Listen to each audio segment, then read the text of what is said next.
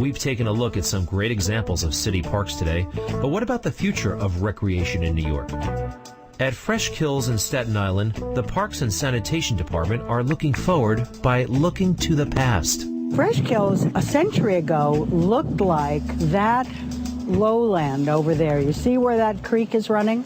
It was swampy lowland, and in the 1940s, Robert Moses had a plan to basically fill in what was all marshland and grassland. People had a very different understanding of the value of wetlands. They didn't understand their very important role in the ecology. 1944, the land filling begins. 5 years turned into 10, 10 turned into 20, 20 turned into 50, and for 50 years, all of New York City's household garbage came to this site.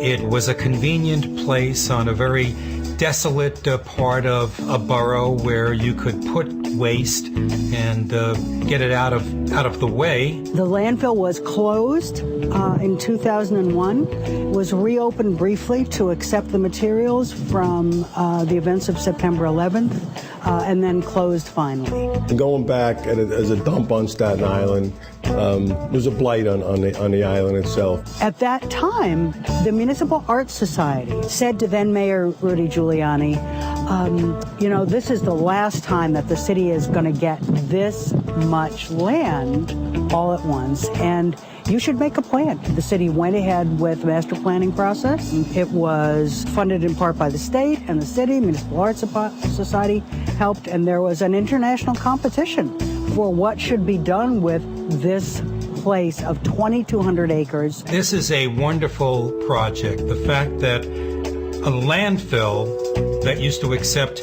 thousands upon thousands of tons of waste each and every day is going to be turned into a recreational park.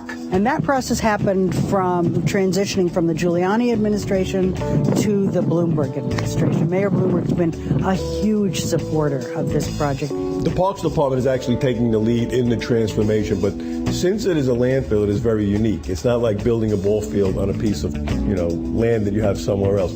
There are many, many regulatory issues and environmental issues that we have to deal with on sanitation end. The way you build a landfill is you have alternating layers of garbage and fills and soil. There is a barrier protection layer of a couple of feet of very, very clean soil, and then on top of that is another layer of planting soil. As soon as the cover is finished, they plant native grasses, and the purpose of those plantings is to hold the soil in place. Want to make sure that there's no erosion. What everybody remembers about the dump was all the seagulls. That's all there were here. But now there are all kinds of raptors and all kinds of meadow birds. This shows you the strength and power and beauty of nature able to restore itself. A facility that was once viewed as being the garbage dump is now going to be a place where kids can come and bicycle, run around, enjoy themselves. Our first development on South Park is going to be very focused on active recreation. We are building 2 soccer fields, 2 new baseball fields, and also a high-speed bike path.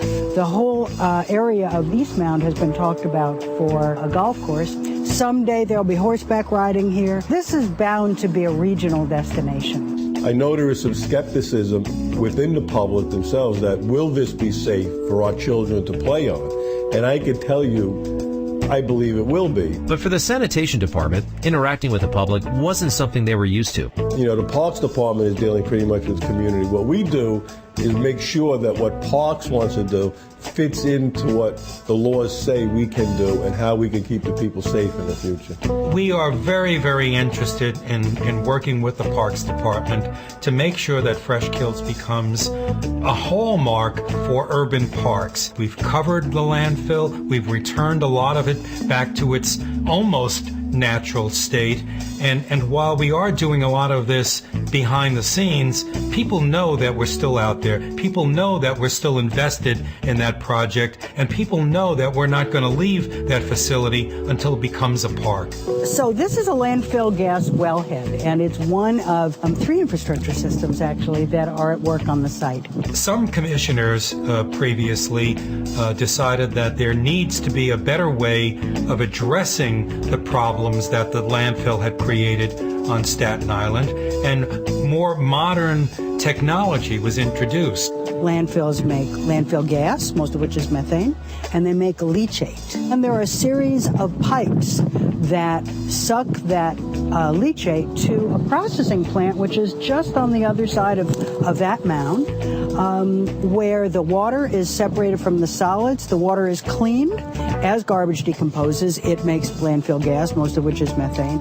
And that methane is harvested via a network of pipes, and National Grid takes that gas and uses it to heat between 20 and 30,000 homes in Staten Island. The city is able to harvest approximately $11 million worth of revenue from methane gas each year. Yeah, I'm a lifelong Staten Island. I remember as a kid, before the Staten Island Mall was even built, and we used to go to the farmer's market. There was a little airport on Richmond Avenue, and you used to always comment as a kid how bad it smelled.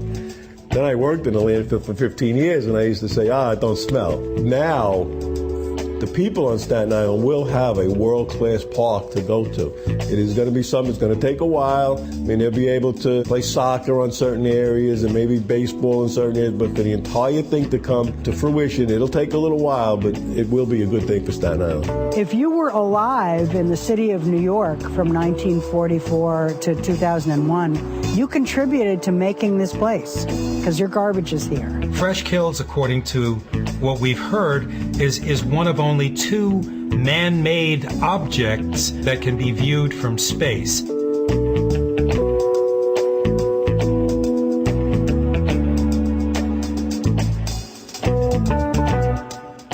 What we hope to see at Fresh Kills, which will be the size of 3 central parks, is a place where people can come and exercise and be healthy and feel healthy and live a longer life. I'm hoping to play golf there someday. It belongs to all of us, and there is no other place in the city with vistas like this. Over the next 30 years, Fresh Kills Park will continue to grow and expand, beginning to open to the public as soon as next year. Once a dumping ground for waste, Fresh Kills takes the concept of recycling to a whole new level, providing a place where future generations can be active and enjoy the outdoors.